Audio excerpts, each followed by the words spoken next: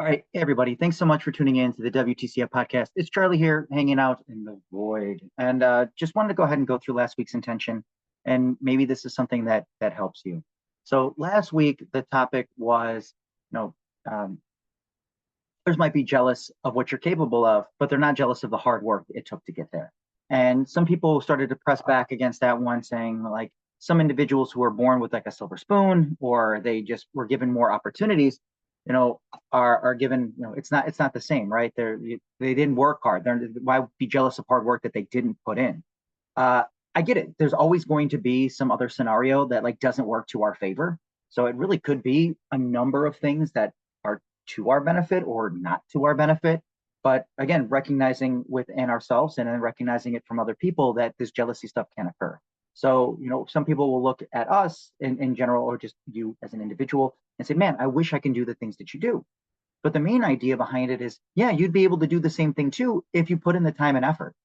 So I'm going to go ahead and compare it to something like Usain Bolt because it's an easy one to go ahead and compare it to. I will never be as fast as him on his slowest day. It'll never happen to my best effort, right? But I don't know how much time and effort he put into it. And I have some speculations because he said, like, I trained 4 years to run for 9 seconds. I'm not training for that. So why would I expect myself to get good at it? No, I wanted to be a bit of a better writer. So I make sure that I take time every week to read through and write some stuff down. I wanted to get better at being in front of a camera because I was very insecure about how I looked, and it tortured me for a very, very long time. Other people will be like, well, how do you find the time to get all this other work done? Because I've been doing this for years behind the scenes. Like the fact of running another business, having a full-time job, and still working with the nonprofit, I was doing a lot of that work way back when I had a full-time job at US Foods. This stuff would have started back in like 2011. In 2011, I think by 2013, 2014, somewhere within that range, I started doing a lot more yoga stuff. So I started teaching. By 2015, I was teaching at two other studios, and I was bar backing on Friday and Saturday nights. Still working a full-time job that was getting close to 80 hours a week. As I went into my next role, I was teaching at two other places, still working a full-time job at 50, 60 hours a week, and ever so slightly more money. Just ever so slightly. You're like, well, how do you do it? Like, this is just the work that I've done forever. This is always how it's been. I've never been able to sit still. I don't like it. I personally don't like to sit still for too long. And I completely understand that I get burnout. So about once a quarter, I just stay in bed all day. And I really just kind of say, what's the bare minimum of my responsibilities for the minute? I just need my day or two, and then I'm right back to it. Everybody's got their way through. So I think a lot of people, we can look at ourselves and then say, well, of all the other people who are out there doing these incredible things, well, what are we doing to get closer to that one? What are we practicing? And again, it's not going to be this glamorous road, right? Like it's going to be built on these small decisions made daily to show up when it's tough. So when I went through my weight loss journey piece of it, and I went from 250 down to about 200 pounds, I showed up for myself every day. I didn't want to go to the gym. And I still come back to this thought in my head around an Elite FTS video where Dave Tate, again, he bodybuilt and he did all this other powerlifting work, and he loves doing all that stuff. Now he's got an equipment company that he works for, or he owns, I should say. He owns the equipment company. And there'd be days he didn't want to do it. But he went to the gym, he went into his space, and he would go and he just grabbed the barbell and just grind his hands into it. I still do that sometimes when I don't want to. Or sometimes I'll just go out into the garage gym that I have. I have a simple setup that's out there, and I'll just do something. But I make sure that I try to practice it as often as I can and work on these things as often as I can. And it's going to take a lot. So what we can go ahead and say is you have to go ahead and put the time and effort. But we have to take that time to do it. Do the block and tackling work. Well, what most people envy is the result, right? They don't want to pay the price. They don't want to do the extra hours. They don't want to do the extra. And I get it, because I think a lot of the stuff in our society today around hustle culture saying, well, you don't want it bad enough. I think there's other factors that come into play. Like a lot of people aren't getting paid what they're worth. So I make sure I get the people that I work with, I make sure that I pay them, and I pay them pretty well.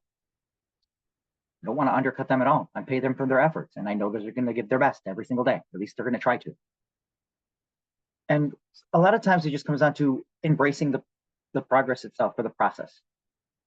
So it's being okay knowing that there's never going to be a finish line. And I have to remind myself often, it's like, oh, are you ever going to be done lifting weights? Probably never. Maybe there'll be times where I ebb and flow off of it a little bit more as I go ahead and get older and I hit 40s. Then as I hit 50s, maybe I'm going to spend more time just working on my heart, making sure I have really good mobility and my heart works well. Maybe I don't need as much muscle as I have now, but if I spend the next 10 years working on those things, it's going to be much easier for me to sustain and keep the muscle because my body's just used to having it there. That's one of these weird setbacks that happens for a lot of people as they go ahead and go through a weight loss journey. Is the biggest mistake that they'll go ahead and make is they'll just cut their calories really, really hard, and then they'll just like slash out a bunch of their other work, and they'll work out 9 days a week essentially as hard as they possibly can.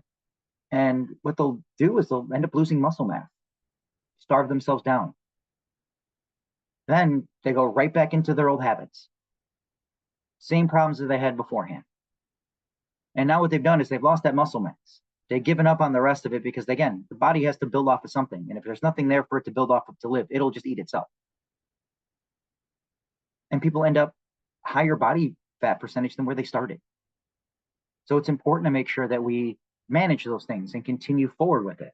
I don't need to go ahead and bench press 1,000 pounds. That's not important to me. But I would like to get back to 225. I could probably still do 200. My shoulder's been bugging me for 2 months and it's just about done because I kept working on it and I kept working on it and kept working. And there's plenty of people that I've had conversations with and they're like, my shoulders hurt me for 10 years. Well, what have you done to try to work on it? Well, I went to PT for like 2-3 weeks and then I didn't like it, so I stopped going. Your results are perfectly normal then. That's what's going to happen.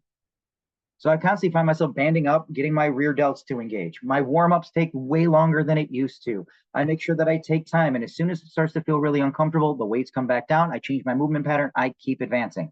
I find something else. A lot of people don't have that drive in themselves. They look at it and say, well, if it's not handed to me, I'm not going to do it. Well, congrats, you never will.